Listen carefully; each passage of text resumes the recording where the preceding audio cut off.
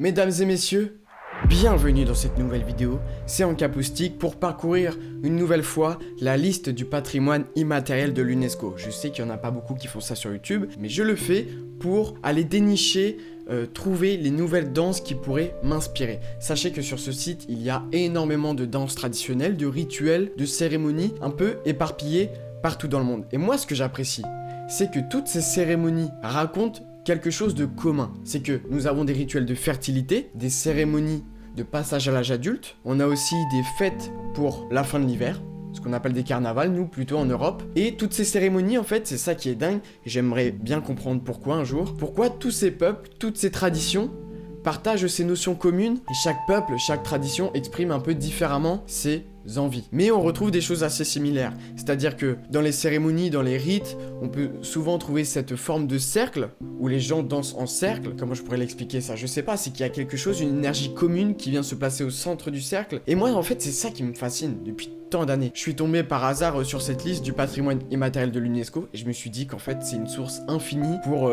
déterrer des danses qui doivent être sauvées urgemment. C'est pas moi qui le dis, c'est le site. Voilà, simplement. N'hésitez pas à partager la chaîne, à vous abonner, à liker et à en parler autour de vous s'il y a des gens qui s'intéressent au milieu de la danse et qui cherchent un peu du contenu de niche sur YouTube. Je suis là pour ça. Et on part pour étudier cette liste. Première danse qui nous date de 2014, Pujlay et Ayarichi, musique et danse de la culture Yampara. On est en Bolivie. Le Pujlay et l'Ayarichi sont les principales formes musico-chorégraphiques de la culture Yampara qui sont complémentaires et forment un tout. Le Pujlay se pratique pendant la saison des pluies et l'Ayarichi pendant la saison sèche. Le Pujlay est essentiellement exécuté par les hommes lors du rituel du même nom qui célèbre le renouveau de la vie et l'abondance amenée par les pluies. Les sons, les danses et les costumes évoquent le Tata Pujlay, une entité démoniaque et féconde à l'énergie débordante. Le mot fertilité qu'on soit bien d'accord sur sa définition. Qualité d'une terre fertile, capacité de quelqu'un à créer, une grande fertilité d'esprit. Et il y avait la définition de fertile aussi, se dit d'un sol, d'une région, etc. qui peut donner d'abondantes récoltes. Se dit d'un esprit capable de produire beaucoup. Il y a un moment, j'étais pas au clair sur le mot fertilité. Moi, j'avais l'impression aussi qu'on parlait des femmes, de l'accouchement, de la grossesse. Que aussi les hommes, que le sperme soit fertile, etc., que la femme soit fertile. Je croyais qu'on était un peu là-dedans aussi. Non. Voilà, on est tout le temps dans ces notions de cercle. Il y a beaucoup de costumes pour parader. Et on voit qu'il y a 3 différents cercles. Un cercle extérieur avec le public, qu'on voit maintenant. On a un cercle un peu plus intérieur avec les danseurs qui défilent, qui paradent. Et un cercle encore plus intérieur qui sont autour d'un arbre. Et c'est d'une richesse en termes de musique. En termes de danse, en termes de chorégraphie pure, vous allez peut-être pas retrouver dans chaque peuple des chorégraphies très élaborées. Non, en fait, c'est juste exprimer avec le corps, extérioriser des sentiments. Et donc, les chorégraphies ne vont pas être les plus compliquées sur Terre. Quoique, il y a certains peuples qui se la donnent sur les chorégraphies et qui mettent en place un véritable vocabulaire. Là, c'est moins le cas. Là, on ramène des percussions, des tambours. Oh, attends. Mais j'ai ça. Et ça, c'est exactement l'instrument qu'ils ont. Sauf que moi, je sais moins en jouer. Toutes ces cérémonies, elles ont vraiment un contexte, une histoire, des manières de s'exprimer, mais aussi un déroulé dans la journée. J'ai pas connaissance vraiment de cette danse et du déroulé dans la journée, mais ce que tu vas faire le matin, c'est différent de l'après-midi, enfin il y a une continuité dans la journée. Et je suis sûr que ça peut durer des heures et des jours peut-être. On passe à la deuxième danse. La cérémonie rituelle des voladores au Mexique. C'est une danse qui a beaucoup tourné aussi sur les réseaux sociaux, et j'ai l'impression, après c'est mon feed, donc je pense que l'algorithme reconnaît un peu ce que j'aime, parce que cette danse, elle était beaucoup dans mon feed pendant un moment. La cérémonie rituelle des voladores, hommes volants, est une danse de fertilité exécutée par plusieurs groupes ethniques au Mexique et en Amérique centrale, en particulier le peuple Totonac dans l'état oriental de Veracruz, pour exprimer leur respect et leur harmonie avec la nature et le monde spirituel. Au cours de la cérémonie, 4 jeunes hommes escaladent un tronc d'arbre de 18 à 40 mètres de haut, c'est très haut, fraîchement coupé dans la forêt avec le pardon du dieu de la montagne. Un espèce de sacrifice, il y a un peu cette notion-là de pardon la nature, on te prend un petit bout, et c'est pour faire un joli spectacle, ou pour manger. Donc là, on entend toujours ces sonorités de flûte. La flûte est très populaire, il y a un peu des variantes dans chaque pays. Je sais qu'en Afrique, il y a beaucoup de rituels aussi, de danses qui se pratiquent avec des espèces de flûtes qui font des sons, mais de l'espace que nous, on n'a pas du tout l'habitude d'entendre en Europe. Je me demandais comment ils se jettent dans le vide. Ils y vont progressivement, incroyable. Et ça y est, on est dans la danse rituelle des voladores. En fait, c'est très visuel, très impactant. Et vous voyez comment ça n'a rien à voir, la démonstration de ce rituel de fertilité entre le Mexique et la danse qu'on a vue juste avant. Ah, j'avais pas vu la fin. Il y a une ambiance un peu foraine, ça fait penser aux chaises volantes. Prochaine danse rituelle, le Geng Sulai. Alors pour l'instant, vous voyez qu'on est beaucoup sur des danses masculines. Sachez qu'il y a beaucoup de danses rituelles qui ont été pratiquées par des hommes.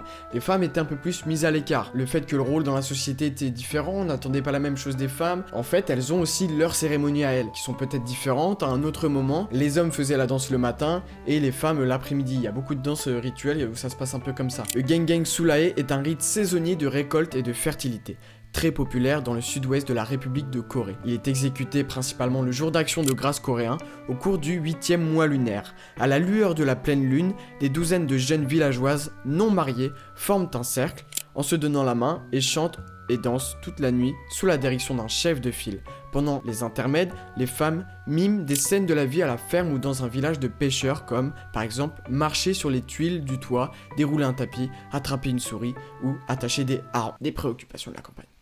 J'aime ça. Autrefois rare dérogation aux règles restrictives régissant le comportement des jeunes femmes en milieu rural, lesquelles n'avaient pas le droit de chanter tout haut ni de sortir la nuit, sauf le jour de la célébration de Chuseok. Ce rituel est aujourd'hui préservé principalement par des citadines d'âge mûr et enseigné dans le cadre du programme de musique des écoles élémentaires. Ces danses sont quand même pas mal préservées par des écoles et par des gens qui transmettent oralement et dans la pratique ces traditions. On a un peu cette même problématique en France avec comment on préserve la langue bretonne, le patois normand du nord de la France, le ch'ti, etc. Est-ce que ça s'apprend à l'école? Et le nom est marrant, Geng Sulai. Qu'est-ce que ça veut dire? La danse tire son nom du refrain repris après chaque couplet, bien que l'on ne connaisse pas la signification exacte du mot. Geng Sulai. Et on a un peu des danses comme ça aussi en Europe de l'Est avec des danses slaves où ça se pratique beaucoup en cercle. Et aussi, on dirait beaucoup des jeux d'écoliers. Vous savez, on dirait des jeux que les filles pratiquaient un peu dans la cour. Enfin, je dis pas qu'on faisait ça dans la cour, sinon je serais allé dans une école très particulière en France. Visuellement, voilà, c'est quand même impactant. La première danse, peut-être que chorégraphiquement, c'était moins complexe, mais là, les grands ensembles comme ça, je sais pas, il y a 100 personnes, ça donne tout de suite quelque chose de plus intéressant. Même si les formes, les constructions géométriques sont simples. Et comme je vous ai dit, il faudrait faire une étude peut-être plus poussée de chaque danse, mais il me semble qu'il y a un déroulé quand même dans la chorégraphie, il y a des constructions précises, tu fais pas tout à n'importe quel moment. Une danse très complexe dans les formes géométriques avec beaucoup de variantes.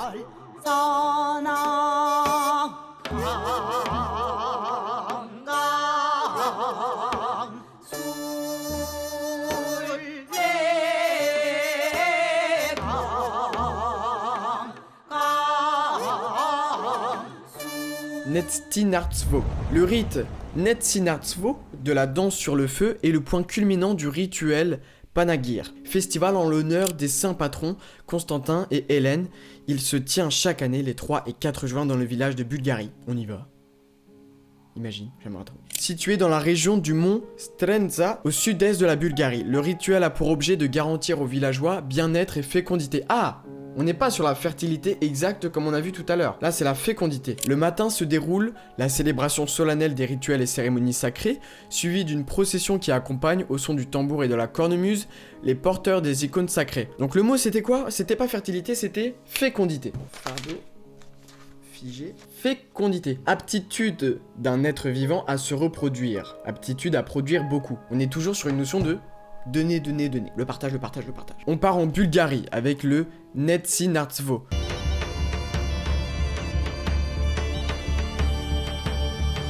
Mais si ça vous intéresse, sachez qu'il y a vraiment 1 milliard de danses sur Terre. Je vous spoil, peut-être qu'on en parlera dans une prochaine vidéo. Il y a une danse où les hommes se frappent avec des pénis de taureau en Amérique latine. Et ça danse sur le feu. En tout cas, ça passe. Ça danse pas vraiment, ça piétine. Mais c'est impressionnant, t'as l'impression que c'est le cratère d'un volcan. Mais j'espère qu'il n'y a pas que moi que ça fascine. Je sais qu'il y en a qui sont très à propos des pyramides. C'est quand même fou qu'en Amérique latine, qu'en Égypte, on ait cette notion de pyramide. Comme quoi il y a des notions communes peut-être entre les peuples.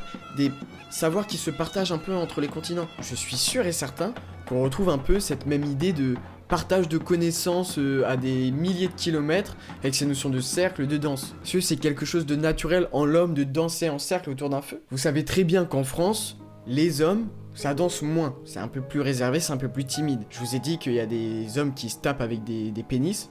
Bon, c'est pas vraiment une danse, mais ça se tape avec des pénis, bref. Et vous voyez comme quoi, tu vois ça, tu te dis pas, en fait c'est un rituel pour la fécondité, pour le bien-être et la fécondité. En quoi ça aide? En quoi? C'est pas comme si tu mimais la fécondité, tu mimais la fertilité du sol ou de la femme. Ça donnerait lieu à des cérémonies un peu plus étranges. Mais il y a quand même cette notion-là dans le film Midsommar. Vous avez vu ou pas? J'adore ce film. Et il y a des rituels un peu de fécondité, mais où ça marche pas sur des braises, non, il y a des trucs plus hardcore. Le Bende Jerusarema est une danse populaire pratiquée par les Zezuru Shona, une ethnie établie dans l'est du Zimbabwe, en particulier dans les districts de Murewa et d'Uzumba Maram Pfungwe.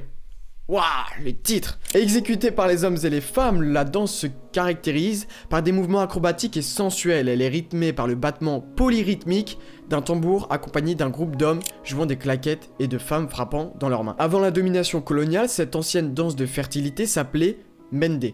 Mot Shona qui signifie taupe, animal qui symbolisait autrefois la fertilité, la sexualité et la famille. Sous l'influence des missionnaires chrétiens qui désapprouvaient cette danse sexuellement explicite, elle a été rebaptisée Jerusarema, adaptation en Shona du nom de la ville de Jérusalem. Je préchote, c'est parce qu'il y a beaucoup de bassins et ça agite, voilà, beaucoup de bassins, c'est sûr. Alors ce qui peut être très intéressant aussi de se dire, c'est peut-être pas très sexuellement explicite pour nous aujourd'hui, puisqu'on a des danses, le perreo, le twerk, qui pourraient choquer l'église chrétienne peut-être du 18e, 19e siècle. Mais on n'y est pas. On est passé à autre chose. Mais encore là, ça va. Ouais, il y a des coups de bassin un peu. Incroyable. Ça fort. Ça ressemble à des pas de dancehall un peu. Aujourd'hui, on était sur les danses de fertilité. On a vu un peu de fécondité. Comme quoi, de temps en temps, ça peut être un peu lié dans ces cérémonies-là, entre la fertilité du corps de la femme et de l'homme et la fertilité de la nature. On est souvent sur les mêmes sujets. On va étudier d'autres listes de ce patrimoine immatériel, notamment le passage à l'âge adulte, et je sais que ça peut vous intriguer, cette histoire de pénis de taureau avec lequel on se frappe. En tout cas, merci à tous d'avoir suivi la vidéo, c'était Ancapoustique, et je vous dis à bientôt.